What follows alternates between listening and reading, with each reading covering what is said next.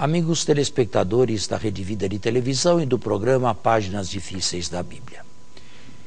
Caro diácono, nós encerramos a semana passada com o problema aberto do judaísmo e seu relacionamento com os cristãos. Sim. Como via Paulo e como estamos hoje. Agora, neste domingo, eu faria um parêntese, se me permitem, para explicar ao telespectador, numa espécie de programa cultural, a história do judaísmo pós-bíblico. Bem, aquele judaísmo dos tempos de Jesus praticamente desapareceu, aqueles judaísmos, no plural, praticamente desapareceram com a catástrofe de 70. E não se esqueça o telespectador, com a repetição da mesma em 145 pelo imperador Adriano, que destruiu definitivamente Jerusalém e proibiu os judeus, sob pena de morte, de lá pisarem, rebatizando a cidade com o nome de Hélia Capitolina, um nome pagão. E os judeus foram esparramados por todo o Império Romano de então. Agora, este Império Romano era enorme, abrangia Oriente e Ocidente. O que aconteceu com este Império Romano no Ocidente? Foi pressionado sempre mais pelos famosos bárbaros. Isto é, populações não consideradas civilizadas pelos romanos clássicos, visigodos, ostrogodos, lombardos, vindos do norte da Europa, sobretudo, países que nunca foram dominados definitivamente pelo Império Romano. Estes forçaram de tal modo as fronteiras que os imperadores resolveram abandonar Roma à sua sorte e se transferiram para uma cidade do Oriente que batizaram com o nome de Constantinopla e que hoje recebe o nome de Istambul, na Turquia, numa espécie de meio, de limite entre o continente europeu e o continente asiático. O Império Romano do Ocidente esteve entregue ao seu destino.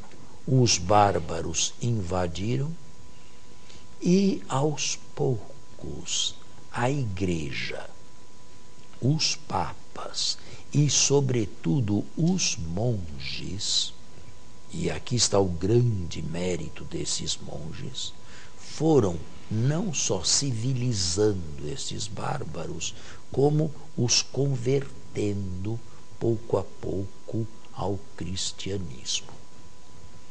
E se desenhava pela primeira vez uma figura distante ainda daquilo que seria a Europa dos nossos dias. Os imperadores romanos se fixaram e se limitaram às terras orientais do império, isto é, o norte da África, chamado Maghreb, e as terras do Oriente Médio. É a época que nós conhecemos com o nome de bizantinos, por causa de Bizâncio. Bizâncio, Constantinopla e hoje Istambul. Esses bizantinos, convertidos eles também ao cristianismo, no século IV, construíram as primeiras igrejas e basílicas, Santa Helena, a mãe de Constantino, na Terra Santa, na Palestina. E a Palestina esteve nas mãos dos bizantinos, romanos do Oriente, até o século VII.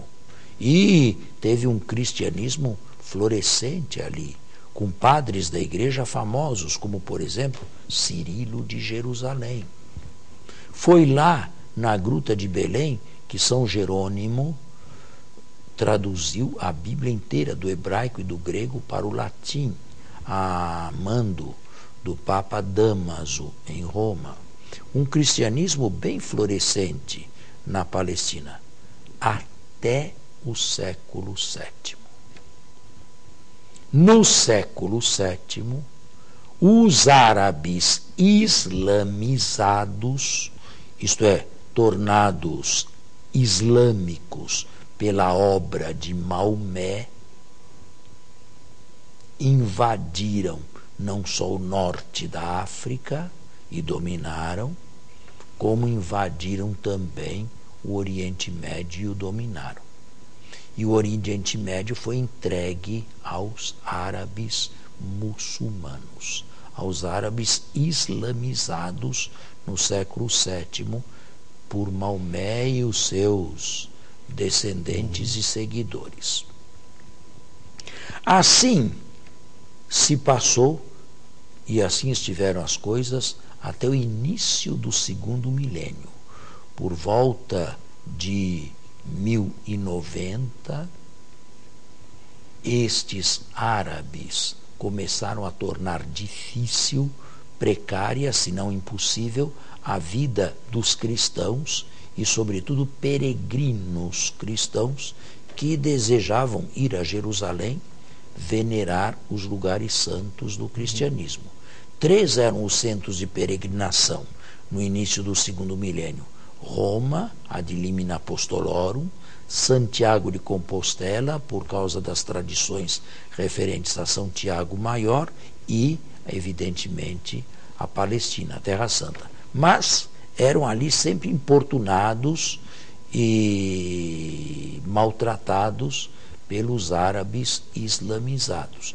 Isto fez com que surgisse na Europa o famoso movimento cruzado do início do século XI, do século XII, e fundaram esses cruzados. Foram a Jerusalém, dominaram os árabes, afastaram os árabes de lá e fundaram o reino latino de Jerusalém. As mesquitas foram todas transformadas em igrejas. E, novamente, por 200 anos, de 1090 a 1290, o cristianismo floresceu na Palestina. Foi a época em que surgiram muitos monges e, sobretudo, aqueles que se reuniram por conta própria nas cavernas do Monte Carmelo, dando início ao que mais tarde seria a ordem carmelita. Carmelita vem de Carmelo. Certo? Muito bem. Estas coisas assim aconteceram e estiveram durante todo o período latino de Jerusalém. Capital do primeiro período em Jerusalém, do segundo período em São João de Acre, na Palestina também. Em 1290, os islâmicos, mas desta vez mamelucos. Quem eram esses mamelucos? Eram pessoal dos Balcãs, do Oriente Europeu, que tomaram o governo do Egito, se islamizaram no Egito, se tornaram fortes no Egito e invadiram a Palestina. E puseram os cruzados para fora. 1290. Terminou o movimento cruzado num fracasso. A Palestina novamente nas mãos dos islâmicos, desta vez egípcios convertidos ao Islã, mamelucos chamados. Estes mamelucos dominaram a Palestina até o século XVI, quando surgiu um grande inimigo. E uma guerra que durou apenas 5 minutos. A guerra contra os turcos otomanos. E 5 minutos por quê? Porque os mamelucos ainda guerreavam com arco e flecha, enquanto os turcos já tinham pólvora. Diferença muito grande. Uma guerra desigual. E a partir do século XVI, 1516, a Palestina esteve nas mãos dos turcos otomanos. E foi um deles, Omar, um sultão turco otomano, quem muralhou, construiu as famosas muralhas que hoje existem na cidade velha de Jerusalém. Estes turcos otomanos dominaram o Oriente Médio inteiro, não só a Palestina, e dominaram boa parte da África também, estabelecendo califados no Cairo, califados em Bagdá, califados em Beirute. Dominaram aquela terra toda. Até quando? Até 1918. No final da Primeira Guerra Mundial, os ingleses, que sempre foram colonialistas no mundo inteiro, chamaram aquelas populações árabes autóctonas que viviam por ali, que os ajudasse a mandar os turcos para casa. E que, se eles mandassem os turcos para casa, os ingleses haveriam de dar-lhes um território próprio, um estado próprio, porque aquilo ali era a terra de ninguém. Eram tribos que se estabeleciam aqui, ali, com o seu chefe, o seu sultão, mas não havia fronteira, não havia estado, não havia nada. Os árabes aceitaram e os turcos foram mandados para casa. E o resto nós continuamos depois do nosso intervalo aqui. Estamos de volta. Os turcos foram mandados para casa e os ingleses, a partir de 1918, isso já é bem do nosso tempo, se transformaram a Palestina num protetorado britânico. Antes de expulsarem os turcos, lembrem-se, era a época da chamada Liga das Nações, e eles prometeram às populações autóctonas árabes que, se os ajudassem a pôr os turcos para fora, fariam estados para eles. Quando terminou a guerra e os turcos foram para a Turquia, e de lá não saíram mais até hoje, graças a Deus, os árabes cobraram. E os ingleses, vejam os telespectadores e veja o senhor também, que inteligência. Vocês nos prometeram um estado, uma terra. Ah, prometemos? Então vamos cumprir. Tragam um mapa do Oriente Médio. Trouxeram uma. Por favor, tragam uma régua também.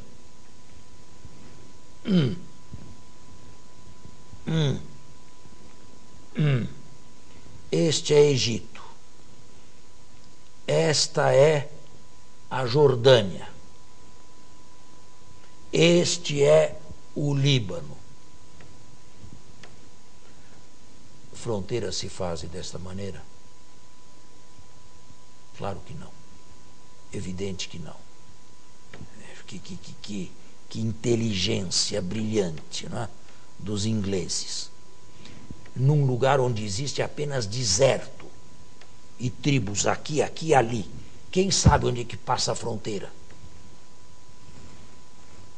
Não é como uma fronteira entre Espanha e França, ou Itália e Suíça. Quem sabe onde passa essa fronteira? É preciso saber o meridiano que estão e o paralelo. Mas um árabe lá vai saber que este monte aqui pertence a um estado e esse aqui é outro. Não tem sentido uma coisa dessas. Mas na Palestina, na faixa de terra conhecida com o nome de Palestina, disseram que criariam 2 estados. Um estado palestino para os palestinos e um estado judeu para os judeus. Palestino é quem nasce na Palestina. Certo. E é preciso que o telespectador saiba. Palestino é quem nasce naquela faixa de terra que se chama Palestina. E que hoje, mais ou menos, se identifica com o atual Estado de Israel. Mais ou menos. Acontece que os judeus também queriam um pedaço de terra ali. Na Europa se assistia a um grande movimento antisionista, antijudaico, que era o movimento nazista, que terminou com a Segunda Grande Guerra Mundial e com o Holocausto dos judeus. Nada menos que 6 milhões de judeus para as câmaras de gás. Entre eles, 1,5 milhão de crianças. Os judeus seriam muito maiores em número hoje, se aquelas crianças pudessem ter crescido e hoje serem pais e avós, porque teriam mais ou menos a minha idade. Mas foram sacrificadas. Quando terminou a guerra, em maio de 45, todos os povos se confraternizaram, com exceção do povo judeu. Não havia um judeu que não tivesse perdido um ou mais membros da família, famílias completamente dizimadas, maridos que não sabiam onde estava esposas que não sabiam se os maridos estavam vivos ou não e onde, muitos maridos que se casaram com outras mulheres, e uma situação sem pátria, para onde vamos? Bem, começou entre eles o moderno movimento sionista. Vamos para a terra dos nossos ancestrais. Mas a terra dos ancestrais dos judeus estava sob domínio dos britânicos e protetorado inglês. E para não descontentar os árabes, é de lá que vem o petróleo, não devemos nos esquecer disto, e o petróleo já era estimado na Segunda Guerra Mundial. Os ingleses fizeram tudo para barrar a entrada dos judeus e estabelecer um Estado judaico. Existe um filme interessante, é romanceado, mas o fundo é verdadeiro, chama-se Êxodos, com Paul Newman. Se puderem, se os telespectadores encontrarem alguma locadora, aconselho a assistirem a esse filme. Bem, os judeus souberam driblar, ou por mar ou por terra, os ingleses. E entraram, e foram entrando. Quando os ingleses os abordavam no mar, os levavam para a ilha de Chipre e para um acampamento que lá construíram, uma espécie de campo de abrigo para esses judeus, não permitindo que entrassem na terra de Israel. Mas foi tanta a pressão dentro e fora que os ingleses não aguentaram mais. Em maio, dia 14 de maio de 1945, eles disseram: nós vamos embora daqui. Fizeram como os americanos fizeram no Vietnã, nos anos 70, não sei se está lembrado. Estou. Nós também vamos embora daqui. Uma saída que foi uma derrota, não é? Para uns e para outros. Os britânicos arriaram bandeira, deixaram a terra. Ben-Gurion, no dia seguinte, que foi esse 14 de maio, proclamou a independência ou a criação do Estado de Israel, que até então não existia, e no dia seguinte 5 países entraram em guerra contra Israel. Quem? O Egito, a Jordânia, o Líbano, a Síria e o Iraque, que nem fronteira com Israel tem. Os palestinos que estavam lá receberam um convite do rei da Jordânia: venham para cá, porque esta guerra não passa de 15 dias. Nós derrotaremos os judeus e vocês, palestinos, podem voltar para a terra de vocês, a Palestina. Foram para lá não sei quantos, e sabe o que aconteceu? Estão lá até hoje. Estão lá até hoje, palestinos na Jordânia, de 2ª e 3ª geração, porque não conseguiram voltar. Os judeus conseguiram conquistar toda a Galileia, o norte da Palestina, um corredor perto do mar, chamada Via Maris, e depois a Judéia no sul. Mas não conseguiram o que mais queriam: a cidade velha de Jerusalém, onde estão as relíquias do templo, do que sobrou do templo. Aquilo tudo estava nas mãos da Jordânia. Dominaram, conseguiram conquistar muito da Jordânia, mas não a parte velha de Jerusalém.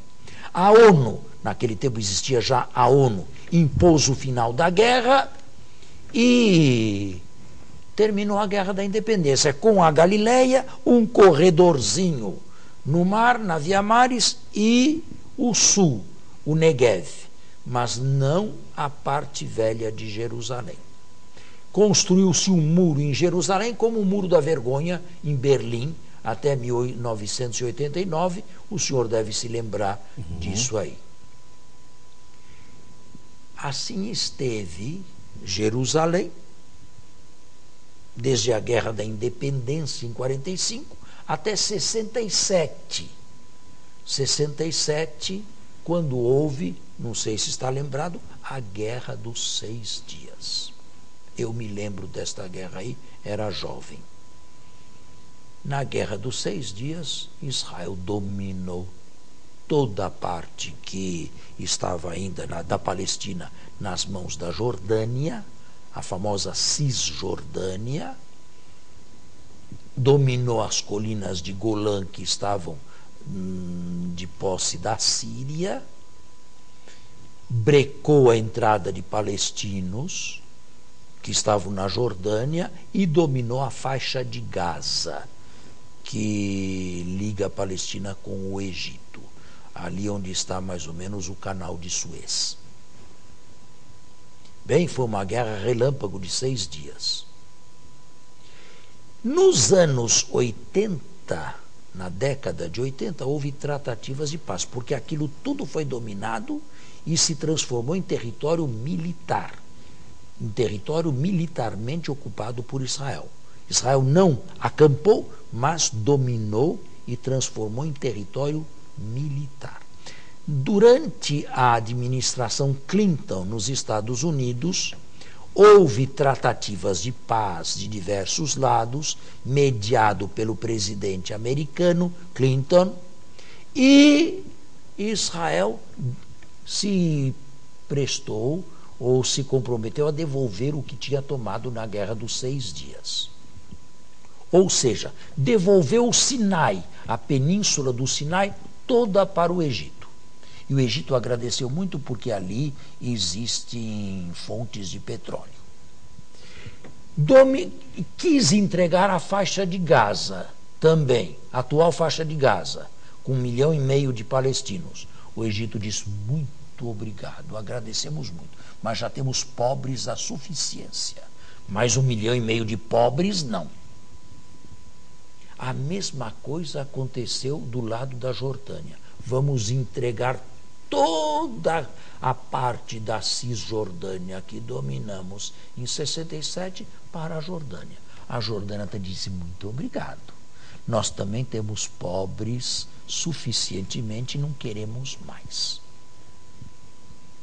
Ficou então esta situação a partir da década de 80, mas o nosso programa está no fim e o finalzinho eu falo a semana que vem. Deu para entender? Ou está dando para seguir? Deu, mas são muita história, muito conteúdo, não? Muitos séculos de história aí. Vamos condensado. continuar a semana que vem, se Deus quiser. Até o próximo domingo, com a graça de Deus e a bênção de Deus.